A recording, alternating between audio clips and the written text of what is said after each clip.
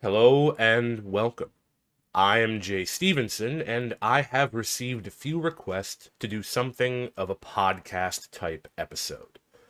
Something with a little less visuals and more me just talking in a bit of a longer format. So, in honor of hitting 100 subscribers, here is episode 1. I have built my YouTube channel so far on video games, and primarily VR games. Even in that category, it's mostly Rumble. Given that, I thought I would do this episode on VR games. However, when I started writing a script for that episode, I realized that there was an incredible amount of information I had to go over in order to get my points across. So instead of starting with virtual reality, I am going to use this first episode as something of a primer. A way to lay my opinions and beliefs about the gaming industry out there for you to hear and understand, as well as to lay groundwork for future episodes that revolve around this topic. The groundwork in question being the current state of the gaming industry, a very brief history on the subject, and finally why I think video games, at least normal video games, are in for a little bit of a hard time, but that VR games might be in for a little bit of a brighter future. I will start this off with a disclaimer. This is all my personal opinion. It is based on my experience gaming for more than 30 years, which is probably not the flex I want it to be, but there it is. Your opinions and experiences may differ. Feel free to comment on anything you agree or disagree with. I am always open to discussion and feedback. With that being said, what is the current state of video games and gaming? Truth be told, not great. AAA games, that is, the games with a large company backing them, examples being Activision's Call of Duty or Blizzard's Overwatch, games of this type are in something of a sorry state. These games are shipped out broken and in some cases barely playable. Sometimes they get fixed, sometimes they don't. Overwatch, for instance, about a week ago, maybe a couple weeks ago, just dropped their planned PvE content because it was too complicated for Blizzard to figure out. Games as a service are taking over, meaning that very few games ever really end anymore. You just keep playing and spending money on it until you are bled dry. This is not a new opinion. This has been said before many times. I am not the only one who feels this way or who sees the cracks forming. AAA titles, the big games, the ones you used to wait years for, are now always kind of disappointing. What was once one of the greatest art forms in the world has devolved into a soulless cash grab. Seriously, creating video games was at one time a dizzying display of talents. Not just graphic and art design, but music and sound, story writing, game, level design. It was a massive collaborative effort of insane artistic ability driven by passion and desire to craft the best game possible. And now it is crumbling into a cesspit of greed and apathy. Now, that is not to say that games in the past were not motivated by profit. They absolutely were. But there was a desire to create something beyond just a grab for cash. Reputations mattered, and now most of the old gaming companies are kind of a joke. The crazy thing is, this isn't new. It has all happened before. Yes, my dear listener, history repeats itself. There was a video game market crash in the 1980s, 1983 to 1985 to be more specific. This was a little bit before my time, but there are articles and videos about this. I will link the Wikipedia article and a video in the description if you want to check that out after you finish this podcast. I will, however, outline the key points.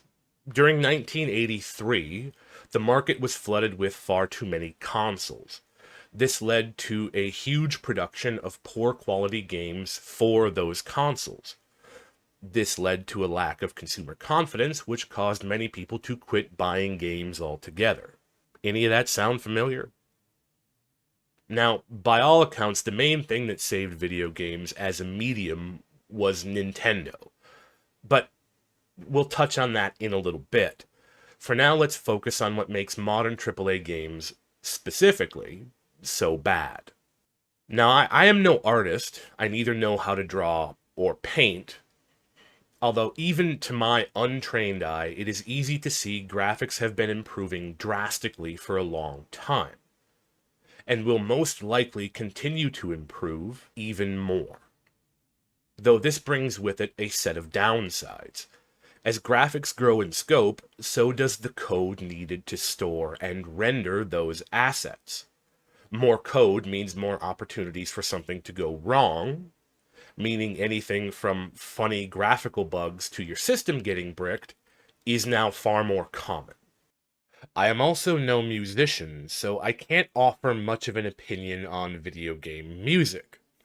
What I can say is that there are a lot of old video game themes that are still pretty iconic, and I haven't really heard a new theme that sticks around since, like, Halo. I do have a background in story writing.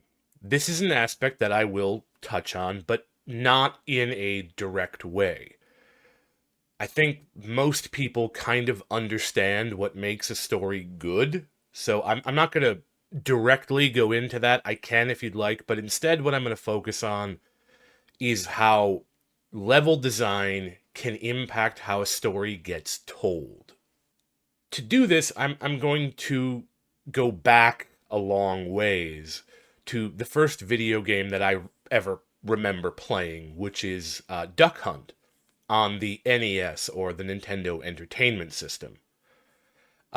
If I remember correctly, it was at daycare. This is probably roughly like 1989. Around the same time, I also remember playing Sonic 2 on a Sega Genesis with my brother.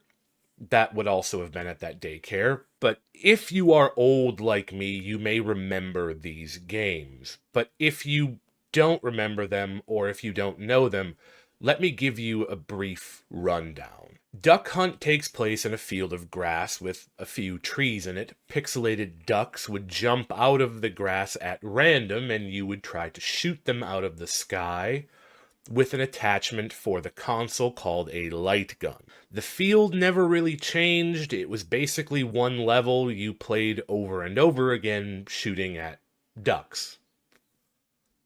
Sonic 2, on the other hand, had multiple levels, but basically no story.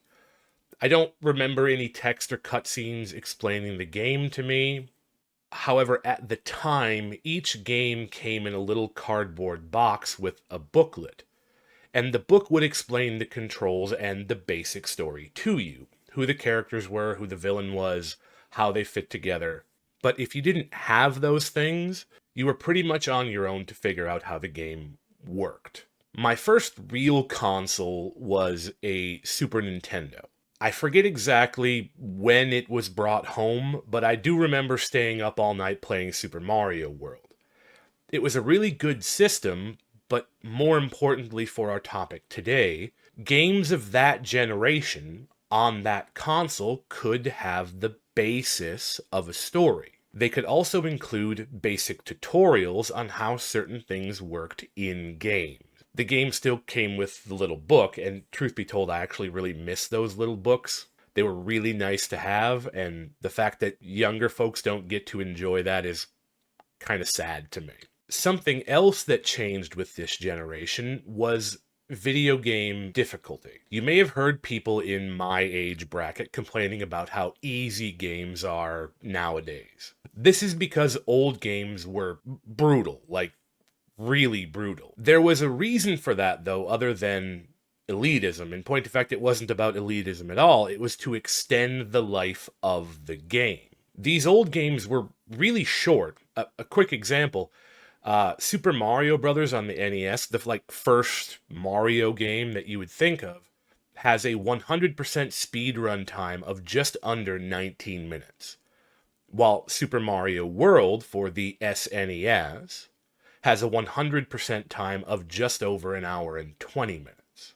Older games were made difficult to beat because it made you play the game longer. If you could just plug the game in and breeze through the game in 20 minutes, that would be kind of disappointing, and you would then usually have to wait months for another release for another thing to play. So the difficulty made the life of the game longer, and it also made them quite replayable, as then you could find better ways to overcome the brutally difficult challenges within them. But when more powerful hardware came along, they could make games that were larger in scope, therefore they lasted longer naturally, and they could be more user-friendly. This had the side effect of making games even more popular than they were at the time. This is just, again, a basic overview of the situation. I know there's a lot more to this topic. I don't want to talk for 3 or 4 hours about how many things were wrong or different in video games. There are far more comprehensive looks at this phenomenon out there if you're interested.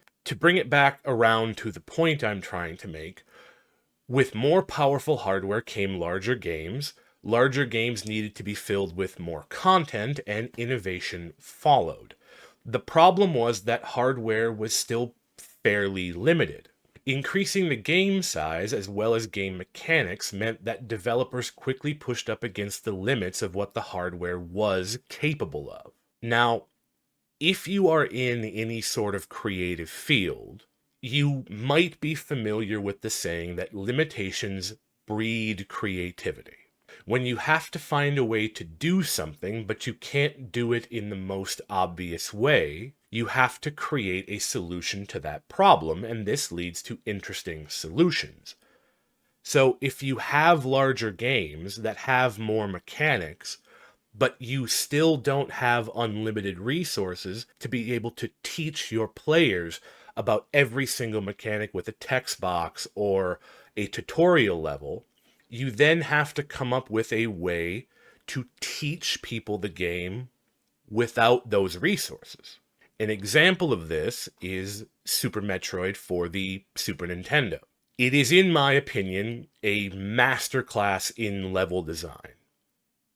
I am not exactly sure if the game pushed the Super Nintendo's hardware to the limits, but I know it did suffer from limits. There's a bunch of lag in the game. It has its issues on the hardware. Super Metroid begins with a short introductory cutscene of roughly 2 minutes. It outlines the story so far, as well as setting up the main plot. After the cutscene, the game has a short level to familiarize yourself with the game's controls. This is, for all intents and purposes, a tutorial level, but it has none of what you would expect of a modern tutorial. There is no text explaining what to do or how to do it. Remember, games older than this didn't have a tutorial at all, and games of this particular generation couldn't do very much in the way of telling. Instead, they had to use the level itself to teach you how to play the game. This introductory level very cleverly teaches you how to use your basic abilities, what your jump height is, how fast you can run, as well as teaching you how the game itself functions, i.e., what the physics are, how the screen scrolls. You then leave that level and land on a planet and are let loose. Other than a few lines of text on the occasional item, there is nothing to really guide you. No directional marker, no tips, and at that time, there really wasn't an internet to look things up. You are free to explore. The level design itself locks you out of the majority of paths available to you. This puts you on something of a linear path through a rather vast labyrinth of connecting areas. All of the preamble is for right now. You see, almost every item in the game of Super Metroid, with the exception of multiple ammo items, is placed in an area that shows you what the item does or how it is supposed to be used. A quick example. The first item that you pick up is the Morph Ball. It allows you, and this may seem crazy to you, but it allows you to morph into a ball. This lets you go through 1-tile gaps. Samus, the main protagonist, is 3 tiles tall. She can crouch to go down to 2 tiles, but without the morph ball, she cannot go any smaller. The morph ball is behind a ledge you have to climb up. You fall down into the morph ball area, get the item, and are unable to jump back out. The ledge is too tall for your jump height. However, there is a small 1-tile gap underneath the ledge. You are locked in this small area until you figure out to press down twice and turn into a ball. Then you figure out, hey, I can slip underneath here. The morph ball is not accompanied by any text that tells you this. You have to figure it out. The level design itself forces you to learn it, and if you don't learn it, you can't progress. Almost every item in Super Metroid is placed thus. The system the game was played on and the cartridge it was stored on didn't have the capacity to have a paragraph or two of text explaining every item and how it could be used. Instead, the level designers had to make specific rooms to teach you how to use each item. And when I replay this game, I still see new examples of this. I'm constantly finding little details about how the developer tried to teach you to play this game. Seriously, if you are passionate at all about level design, play this game and learn from it. It is really good. What this leads to is using the world to tell at least part of the story. You can tell that the areas were designed with a purpose. Each area feels unique and interesting, thus giving it their own character. But because each area was designed in multiple ways, not only for the items you have before you get them, but after you get them, it gives this world a feeling of flow. When you can backtrack through an area and go much quicker with your new items than you could without them. You genuinely feel yourself becoming stronger throughout the game, more capable throughout the game, as paths that were once closed to you now become open. Now, to the people who made it this far into this somewhat rambling mess of a podcast, why do I even mention this? Why do I go on all of these tangents? Well, remember when I mentioned that limits breed creativity? Computing has gotten so good that most of the limits on old games are gone. Super Metroid was a game shipped on a 24 megabit cartridge. Yes, bit, not byte. That translates to a total of 3 megabytes if you don't want to go to Google and do the math. The newest Call of Duty requires 125 gigabytes of storage minimum. Systems don't really have limits anymore. I know some like PC gamers laugh about the poor console peasants, but honestly, the console market is probably why there is any innovation in the gaming market at all. The limit of forcing games to run on oldish hardware is basically all that's left.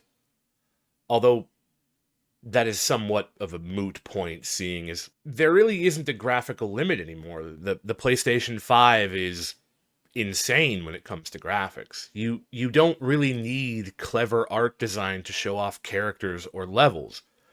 With a large amount of storage and a powerful enough system, you can render any graphics. You can fit all the tutorials and explanations you want into a game. There really is no longer a need to dedicate certain parts of a game to teaching you how to play or use the item, other than just a text box or a tutorial. You just tell the people how to use it. You don't have to show them how to use it. Then you just create a locked door that is closed until you get the new ability. You can easily have an infinite number of these checkpoints. There isn't a limit. You don't need to be creative anymore. Now, that is not to say that there are not creative games. There are, but they are mostly coming out of the indie scene now. The reason you might guess, is that a small team low on resources has limitations, thus the need for creativity.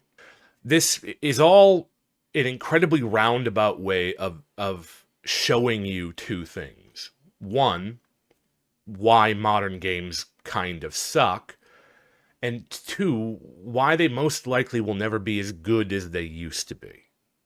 At least not without something like the video game crash of the 1980s coming again. Younger gamers, people not in my generation, have never tried these games. Or if they have, why would they keep playing them? They are hard and obscure. Why spend an hour backtracking around planet Zebes, I still don't know how it's pronounced, in Super Metroid, when you can go play 2 or 3 games of Fortnite or Call of Duty in the same amount of time? This isn't me going all like boomer and complaining about how weak the youngins are. It's a legitimate statement. I don't know that I would have smashed my head against the wall trying to figure out these older games had I another option. But at the time, there was only a few games to play, so forehead met wall. In point of fact, the console games of the NES, I don't play a lot of them. They're not my cup of tea. They're obtuse and difficult. They're everything younger gamers might say about my generation of games, only I say them about the generation before me. Now, I mentioned at the beginning of this whole talk that I originally intended to do a podcast on VR games, or this talk on VR games. Let me tie all that together for you and set up what you can expect out of the next episode if I ever get to it. VR, virtual reality, is going through a phase much like gaming did in the late 90s, early 2000s. Hardware is getting better. Games are increasing in scope, but the capacities of these systems is not yet infinite. This means that there is a lot of room in the market for creativity, and we are seeing it. Rumble, a game I have extensively covered, as I mentioned, is incredibly innovative. It's a wonderful take on fighting games. It brings the feel of actual melee combat to VR in a way that I have not seen before. Breachers is a similar concept for the FPS game, genre, but there's even more than that. There are some legitimate story-driven VR games. Half-Life Alyx comes to mind, a game that I have started but not yet finished, and I should change that, to be honest. Boneworks is another, a large open world that encourages you to explore and find your own solutions. It's basically a sandbox in VR. Sony has a new VR headset that is, by all accounts, quite good. I'm not going to go too deep on this. That's for the next episode. But this means that big studios are at least interested in virtual reality. Apple just released a new, insanely expensive headset that, again, I'll do a little research on and I'll touch on it next episode. But I mainly want to leave with this, which is that if VR is handled right, we might be about to get some of the best and most immersive games that anyone will ever see until you can implant a chip into somebody's head. And I genuinely hope it is handled properly, because I really want to play those games before my knees no longer work. If you made it all the way to the end, thank you for listening. I hope it was enjoyable and somewhat illuminating for you. Have a wonderful day, and I hope to see you next time. Thank you.